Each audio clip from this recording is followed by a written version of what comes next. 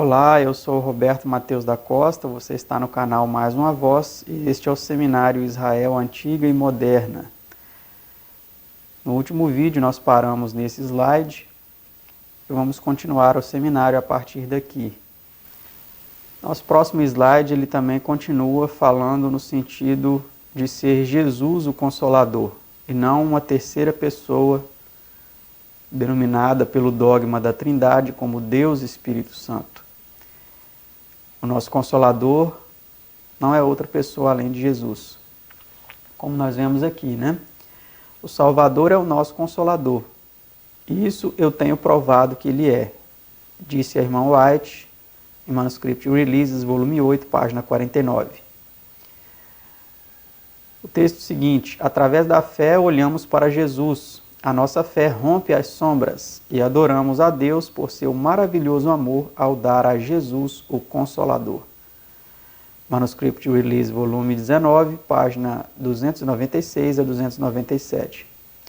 Percebam que em literaturas que não são muito comuns para nós do português, que é essa coleção dos Manuscript Releases, eu tenho inclusive um aqui, daqui a pouco eu vou mostrar para vocês um texto dele. Se não for nesse vídeo, será nos próximos. Eu tenho a cópia de um desses manuscritos releases em inglês, onde existem muitos textos, ao todo, se eu não me engano, não sei se são 20 volumes, depois eu vou falar com mais propriedade para vocês, que vem trazendo muitos textos no sentido de que o nosso Consolador é Jesus, no sentido de que o Espírito Santo não é uma terceira pessoa, mas é o Espírito do próprio Cristo. E muitas dessas coisas têm sido ocultadas de nós. O próximo texto é esse aí que vem dizendo: a razão por que as igrejas estão débeis e fracas e prontas para a morte é que o inimigo, Satanás, trouxe influência de natureza desencorajadora para repousar sobre as almas temerosas. Ele procurou tapar Jesus da visão deles como o Consolador, como o único que reprova, que adverte, que admoesta, dizendo: esse é o caminho, andai por ele. Ellen White, Review and Herald, 26 de agosto de 1980. Então, meus amados, como nós temos visto, todas essas coisas são estratégias de Satanás para tirar Jesus de vista, tirar Jesus do cenário como sendo o Consolador e colocar uma influência desencorajadora. Precisamos ser atentos para não sermos influenciados por isso, para entender que o nosso Consolador é Cristo e não uma terceira pessoa que tem sido advogada por muitos como sendo o nosso Consolador.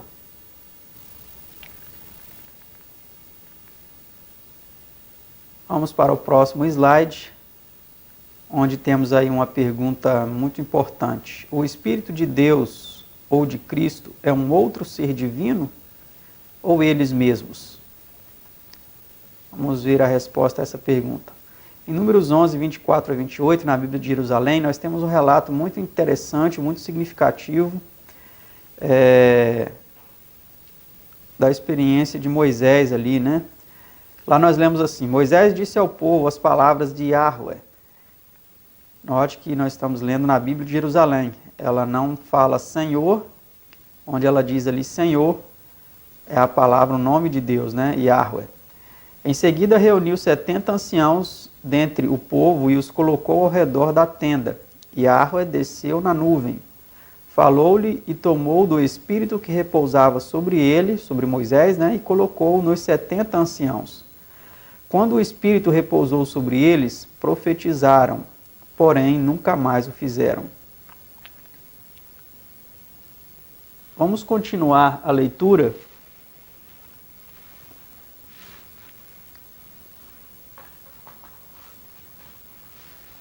Porque eu coloquei aqui apenas alguns versos. Vamos continuar aqui a partir da Bíblia mesmo. Números 11.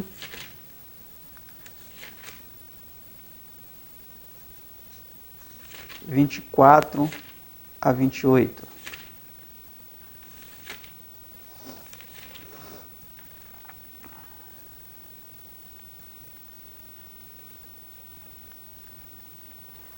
Porém, no arraial ficaram 2 homens, um se chamava Eldade e o outro Medade. Repousou sobre eles o Espírito, porquanto estavam entre os inscritos do grupo de 70, né? Ainda que não saíram à tenda e profetizavam no arraial. Então correu um moço e anunciou a Moisés e disse: Eldade e Medade profetizam no arraial. Josué, filho de Num, servidor de Moisés, um dos seus escolhidos, respondeu e disse: Moisés, meu senhor, proibi-lhe. Porém Moisés lhe disse: Tu tens ciúmes por mim? Tomara todo o povo de Yahweh fosse profeta, que Yahweh lhes desse o seu espírito. Depois Moisés se recolheu ao arraial, ele e os anciãos de Israel. Que é justamente isso, né, que está aqui na próxima parte, olha, do vídeo que nós lemos, né? Está ciumentos por minha causa, oxalá todo o povo de Yahweh fosse profeta, dando-lhe Yahweh o seu espírito. Então, o espírito de Yahweh, ele não é uma terceira pessoa. Ele é a presença, é a onipresença do próprio Yahweh, a plenitude do próprio Yahweh, habitando ali naqueles 70 anciãos, a ponto deles profetizarem, né? E nesse sentido, ali a presença, a onipresença, né? A virtude, podemos dizer assim, do próprio Filho de Deus, que quando nós vamos lá em 1 Pedro capítulo 1, se eu não me engano, os versículos 21, vem dizendo que os profetas do passado, do Antigo Testamento, o Espírito que repousou sobre eles, para que eles testificassem as coisas que aconteceriam, era o Espírito do próprio Cristo. Não é o verso 21, não, o verso 11. 1 Pedro 1, verso 11. Vou ler desde o verso 10. Ó. Foi a respeito dessa salvação que os profetas indagaram e inquiriram, os quais profetizaram acerca da graça a vós outros destinada, investigando atentamente qual a ocasião ou quais as circunstâncias oportunas indicadas pelo Espírito de Cristo, que neles estava, ao dar de antemão testemunho sobre os sofrimentos referentes a Cristo e sobre as glórias que os seguiriam. E lá no verso 12, vem chamando o Espírito de Cristo de, no caso, o Espírito Santo, né? Então, meus amados, o Espírito de Deus ou de Cristo é um outro ser divino ou eles mesmos? É o próprio Pai, o próprio Filho. É o próprio Deus, Yahweh e seu Filho, o nosso Salvador. Vamos agora para a mesma pergunta, mas um texto diferente. Romanos 8, verso 9. Nós vamos ler agora na Almeida Corrigida Fiel.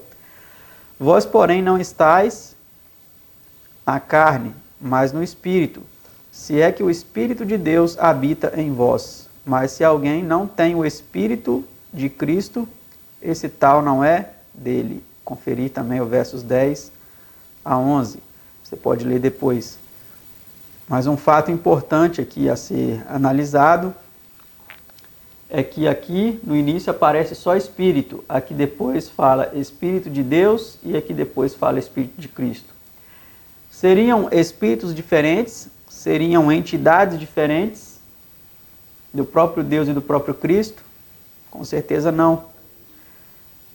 É a própria plenitude, a onipresença do Pai e do Filho. Atos 16, 6 e 7, na Almeida Corrigida Fiel. Atravessaram a região frígio-gálata e, tendo sido impedidos pelo Espírito Santo de anunciar a palavra na Mísia, e tendo chegado diante de Mísia, melhor, a palavra na Ásia, né? E tendo chegado diante da Mísia, tentavam ir para a Bitínia, mas o Espírito de Jesus não lhe permitiu. Então aqui mais uma vez mostra que o Espírito que conduzia a igreja apostólica não era uma terceira pessoa, era o Espírito de Jesus. Mas como que funciona isso? Será que Jesus ele desencarnava de certa forma e ia guiar a igreja? Não, meus amados, isso são teorias espíritas. Aqui não existe espiritismo. Quando fala Espírito de Jesus, ali era a plenitude de Jesus, a onipresença de Cristo, que guiava a igreja. Ao longo de alguns textos mais que vamos ler aqui, vamos entender isso um pouco melhor. No próximo slide, nós temos aqui uma série de textos sugestivos para que vocês estudem melhor, né, este assunto. Você pode aí congelar a tela, que nós vamos passar para o próximo slide. E tome nota, né, ou tire uma foto aí dessa tela, dê um print nessa tela, para que você possa estudar depois todos esses textos. Ore a Deus, busque dele iluminação, no sentido de você compreender que nenhum desses textos aí estão apontando o Espírito como sendo uma outra pessoa, mas sim o próprio Cristo ou o próprio Pai, né, o próprio Deus. Deus é Espírito. Lá em João 4:24 vem dizendo que Deus é Espírito, e importa que os que o adorem em Espírito e em verdade. E aí nós temos um texto, né, da serva do Senhor, a profetisa, né, do povo do Advento, a senhora Ellen G. White, que diz o seguinte: quer o Senhor que o seu povo esteja livre de tudo que não seja escriturístico em relação com o pastorado. Não se deve fazer um ídolo dos homens que foram chamados para a função pastoral. E muitos estão fazendo isso, né? Estão fazendo ídolos de homens, e esses ídolos têm caído, têm sido derrubados para que os homens percebam que não se devem idolatrar pastores, como aconteceu com Ivan Saraiva. Foi muito idolatrado e a sua queda aconteceu. Para que os homens percebam que não se devem idolatrar homens. Continuando, não devem ser contemplados com supersticiosa reverência. Muitos, eles falam assim: não, se o pastor fulano de tal falou isso, quem sou eu para contestar? Ele é um homem estudado, ele tem título de mestrado, doutorado em divindade. Meus amados, nós estamos totalmente equivocados no sentido de como nós devemos encarar as coisas de Deus. Os pastores não devem ser contemplados com supersticiosa reverência. Vamos parar com isso de ficar reverenciando homens. Outro título que existe aí muito para líderes religiosos é reverendo. Para com isso, reverendo é só Deus, ele é o único que merece reverência. Nós somos todos irmãos, o nosso Senhor Jesus Cristo disse: a ninguém chameis vosso mestre, porque um só o vosso mestre, o Cristo, era ele mesmo. Ele disse: vós todos sois irmãos, nós somos irmãos. Vamos continuar. O pecado neles não deve perder o seu caráter ofensivo, devido ao poder de que estão investidos pelo seu ofício. Seu ofício torna o pecado deles mais excessivamente maligno, pois ao cometerem pecado tornam-se servos do pecado, os agentes de Satanás, por quem ele pode trabalhar com êxito para perpetuar o pecado. Vamos continuar esse texto.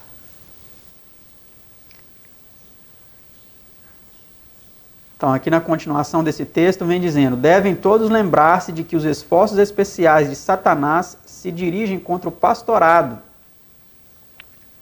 Sabe ele que é apenas um instrumento humano, que não possui graça ou santidade próprias.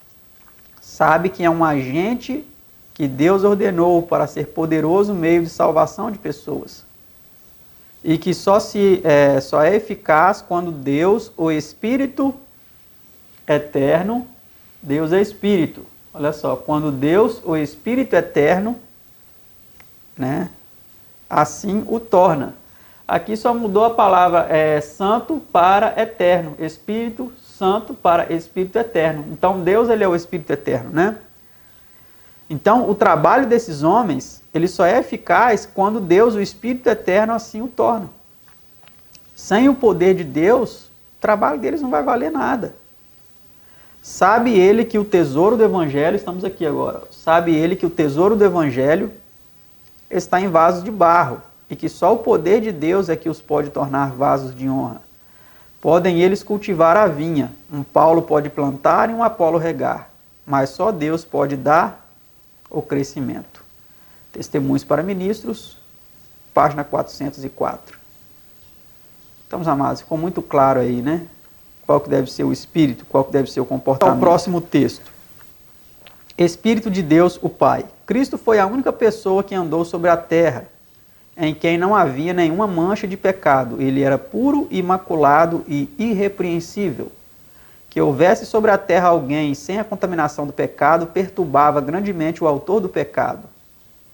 E ele não deixou de usar nenhum meio para vencer a Cristo com seu poder ardiloso e enganador. Mas nosso Salvador recorria a seu Pai Celestial em busca de sabedoria e força para resistir ao tentador e vencê-lo. O Espírito de seu Pai Celeste animava e regia sua vida. Deus Instructor, que é o instrutor da juventude, né? Fevereiro de 1873.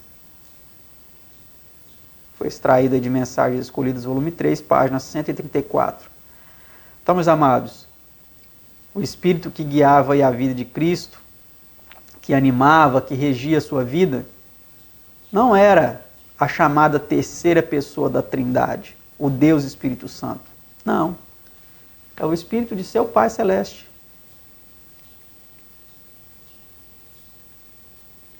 É ali a própria onipresença de seu Pai Celeste, a influência celestial, a influência santa, o próprio Deus em espírito, conduzindo ali a vida dele. Tá certo, meus amados?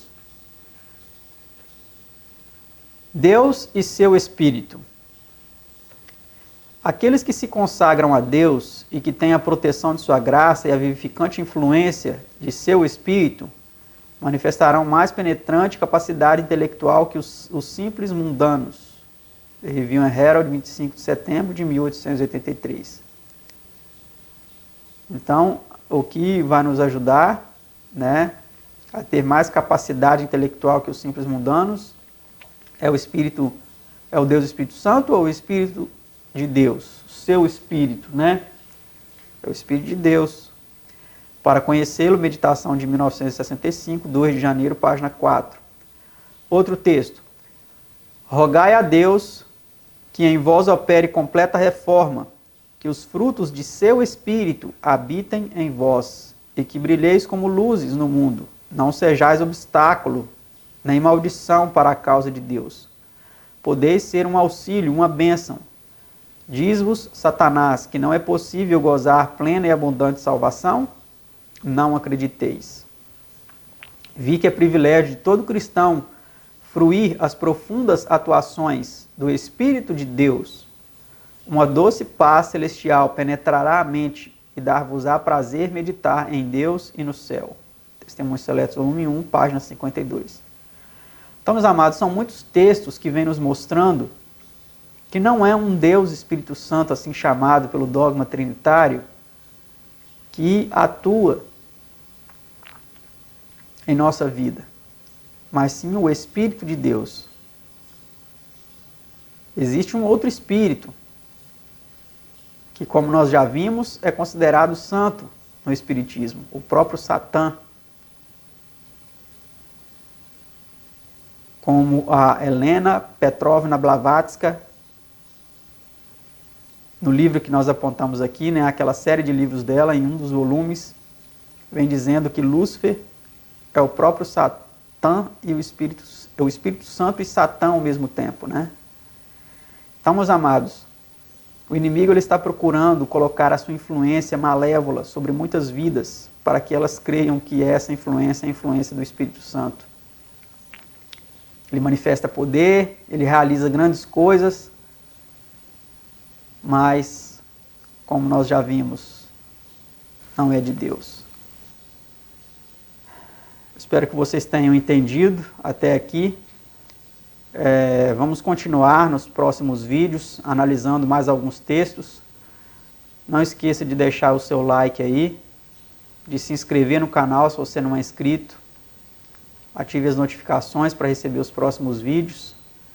E compartilhe o vídeo. O inimigo fará de tudo para você não compartilhar esses vídeos, para que outras pessoas não tenham acesso a isso.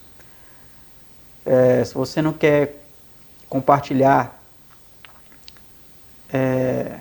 publicamente, porque você ainda está estudando, quer ter mais certeza dessas coisas, compartilhe no privado, né? Com algumas pessoas, mas não deixe de fazer a sua parte no sentido de mostrar, de espalhar, né? Essas verdades que têm sido ocultadas por muitas pessoas.